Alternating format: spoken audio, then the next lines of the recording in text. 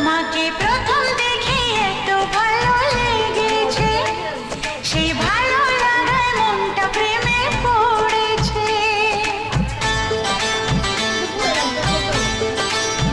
তোমাকে প্রথম দেখেই এত ভালো লেগেছে, সেই ভালো